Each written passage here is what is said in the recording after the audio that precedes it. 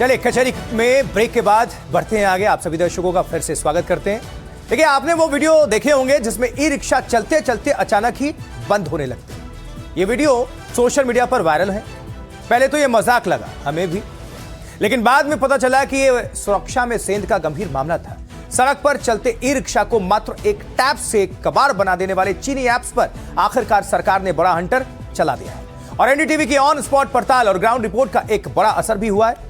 E rickshaw चालकों के लिए काल बन चुके दो चीनी ऐप्स बैट BMS और इपोली आयोन सरकार के आदेश के बाद गूगल प्ले स्टोर और एप्पल ऐप स्टोर से हटाने का निर्देश दे दिया गया है। तो दरअसल पिछले कुछ दिनों से सोशल मीडिया पर ऐसे वीडियोस की बाढ़ सी आ गई थी जहां कुछ शरारती तत्व ब्लूटूथ के जरिए चलती हुई गाड़ियों की बैटरी को रिमोटली लॉक कर देते थे। एनडीटीवी ने पड़ताल की, रियलिटी चेक किया तो देखा कि कैसे गरीब ड्राइवर बीच सड़क पर रो रहे थे, आंसू निकल रहे थे, क्योंकि रोजी रोटी का सवाल है। उसी से वो कमाते थे, अपने परिवार का पालन करते थे, लेकिन वो तो अचानक बंद हो जाते थे। सवारियों को उतार रहे थे और गाड़ियों को धक्का लगाने पर वो मजबूर थे।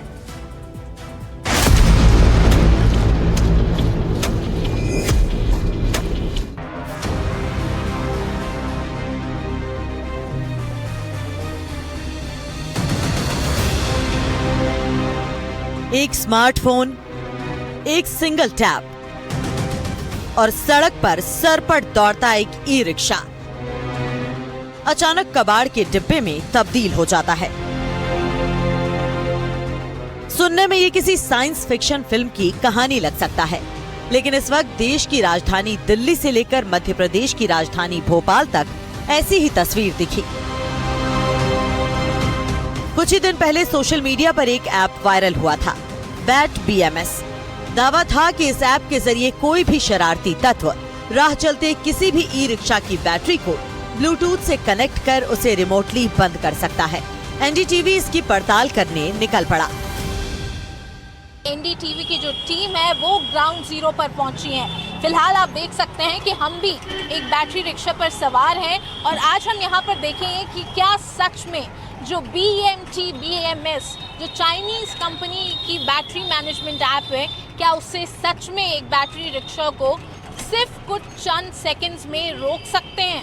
अब हम आपको फिलहाल दिखाएंगे कि हमने अपने जो फ़ोन है उसमें इस ऐप को खोल लिया है और जो ब्लूटूथ है उससे कनेक्ट कर लिया है इस ई रिक्शा को। आप देख सकते हैं कि इसका जो पूरा कंट्रोल है वो आपको दिखेगा स्क्रीन पर। ये हम अपने स्मार्टफोन पर देख पा रहे हैं। अब हम क्या करेंगे अगले स्टेप में, अब हम इसे स्विच ऑफ करने की कोशिश करेंगे, इस बैटरी रिक्शा को स्विच ऑफ करने की कोशिश करेंगे। तो फिलहाल हम आपको दिखा दें कि हम जब स्विच ऑफ करने के लिए जा रहे हैं तो आप एक नया फीचर इसमें अब आता हुआ देखेंगे कि जहां पर ये पासवर्ड मांग रहे हैं। और ये हम आपको बता दें दर्शकों कि ये नया फीचर है। अगर यही चीज़ आपने कल या परसों की होती तो शायद आपको ये पॉपअप देखने को नहीं मिलता और आप डायरेक्टली जो है ई रिक्शा को बंद कर सकते थे एक टच से। तो ये जो हम देख रहे हैं, ये जो पासवर्ड जो मांग रहा है वो आपके पास ये पासवर्ड मौजूद नहीं होगा। वो सिर्फ और सिर्फ जो ई रिक्शा चालक है सिर्फ वही ये पासवर्ड दे सकते हैं। और ये इस पूरे जो ऐप है उसमें एक अपग्रेड करने के बाद ये जो रेस्ट्रिक्शन है वो सामने आया है, क्योंकि जिस तरीके की लोगों की चिंता थी उसके बाद जो ऐप है उसने एक जो है अपडेट यहाँ पर किया है। ये ऐप ब्लूटूथ के जरिए ई रिक्शा का लिथियम आयन बैटरी में लगे BMS यानी बैटरी मैनेजमेंट सिस्टम में सेंध लगाते हैं और उसे ऑफ कर देते हैं। नतीजा, रिक्शा बीच सड़क पर चलती सवारी के साथ अचानक ठप हो जाता है। दादी, ये भी बैटरी मैनेजमेंट ऐप है, लेकिन ये USA की कंपनी का ऐप है और हम आपको दिखाएं कि हम ब्लूटूथ से अब कनेक्ट करने की कोशिश कर रहे हैं और इस ऐप में जो है हम इसी ई रिक्शा को कनेक्ट करने की कोशिश करेंगे। आप देखिए तो यहाँ पर भी वही हमें ब्लूटूथ दिख रहा है और अभी हमने इस ऐप के थ्रू इसे कनेक्ट कर लिया है। अब हम आपको दिखाएंगे कि कैसे अब इस ऐप से भी हम कोशिश करेंगे इस ई रिक्शा को बंद करने की। तो फिलहाल हम दिखाएं, इस तरीके का सेटिंग आपको देखने को मिलेगा। बहुत ही जो है सिमिलर काइंड ऑफ सेटिंग मिलेगा। अब हम इसे इस ऐप के थ्रू स्विच ऑफ करने की कोशिश करेंगे और हम आपको दिखाएं कि अब हम इसे स्विच ऑफ करेंगे और देखिए धीरे धीरे आप देखेंगे कि कैसे ये जो ई रिक्शा है वो अब बंद हो गई। हम आपको दिखा रहे हैं पूरी तस्वीरें कि हमने यहाँ पर बंद किया और जो ये है ये ई रिक्शा वो अभी बंद हो चुकी है। शुरुआत हुई थी एक रील से, एक तथाकथित डिजिटल प्रैंक या मजाक से, लेकिन देखते ही देखते इस मजाक ने देश के सबसे तेजी से बढ़ते ईवी इकोसिस्टम की सुरक्षा पर एक बड़ा और गंभीर सवालिया निशान खड़ा कर दिया। और बात सिर्फ मजाक तक नहीं रुकी है, अब तो इसे दोबारा चालू करने के एवज में गरीब ड्राइवरों से सरेराह पैसे तक वसूले जा रहे हैं। अभी तो पता नहीं ऐसे कितने ऐप आएंगे जो बंदे सारे ड्राइवर जितने हैं सारे परेशान होंगे और ये सब चलता रहेगा ऐसे। अब ये नहीं पता कब तक चलेगा। ब्रेक सा जैसे एक ब्रेक ले लेता है तो अचानक कभी मान लो रास्ते में कोई ऐसे ब्रेक ले लिया और अचानक बंद हो गया तो एक्सीडेंट भी हो सकता है, कुछ यात्री भी उस पर डैमेज हो सकते हैं। तो इसकी जिम्मेदारी किसके पास होगी? वो किसको बताए, मतलब कहाँ जाए, किसको जानकारी दे कि ऐसा हो रहा है और किस तरह इसका सोल्यूशन निकलेगा। एनडीटीवी का ये रियलिटी चेक साफ करता है कि तकनीकी खामी किसी एक ऐप की नहीं बल्कि इस पूरे सिस्टम की है।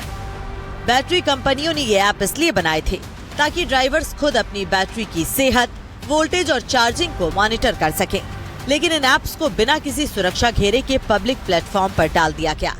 2 दिन पहले से जो है ना हमारे पास में रात को 3-4 गाड़ियां बंद हुई थी, तो हमने जो है वो हमारे पास आए तो हमें यूँ लगा कि टेक्निकल इशू हो सकता है, कोई बैटरी में एरर आ गया होगा, तो हमने वो ऑन कर दी।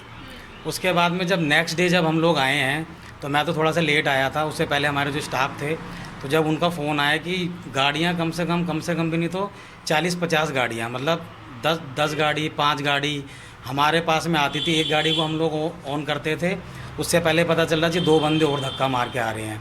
सोचिए एक दिन में ई रिक्शा वाले कितना कमाते होंगे? 200, 500, बहुत हुआ तो 1000। लेकिन जब प्रैंक से गाड़ी बंद हो जाए, वो कबाड़ बन जाए तो उन पर क्या बीतेगी? ये उनकी रोजी रोटी पर सीधा प्रहार है, रोज का कमाना और रोज का खाना। ऐसे में अगर बीच सड़क पर गाड़ी खड़ी हो जाए तो पूरे दिन की दिहाड़ी मारी जाती है। परसों हमारे साथ ऐसे हुआ था, गाड़ी रास्ते में बंद हो गई, हम धक्का मार के बड़ी मुश्किल से इन भैया डीलर के पास लेके आए हैं, तब उन डीलर ने फोन से हमारी गाड़ी सही करी दी। साइबर एक्सपर्ट आगाह कर रहे हैं कि आज ये सिर्फ एक छोटा ई रिक्शा है, कल को ये बड़ी इलेक्ट्रिक कारों या कमर्शियल व्हीकल्स के साथ भी हो सकता है। जैसे जैसे भारत में इलेक्ट्रिक व्हीकल्स का बाजार बढ़ रहा है, वैसे वैसे इनकी सुरक्षा को लेकर सख्त कदम उठाना जरूरी हो गया है। सरकार ने एक्शन लिया है, लेकिन आगे सिस्टम फुल प्रूफ होगा, क्या ये सुनिश्चित किया जा सकेगा? यहाँ भले ही एक ऐप ने अपनी सिक्योरिटी बढ़ा दी है, लेकिन सवाल सिर्फ एक ऐप का नहीं है।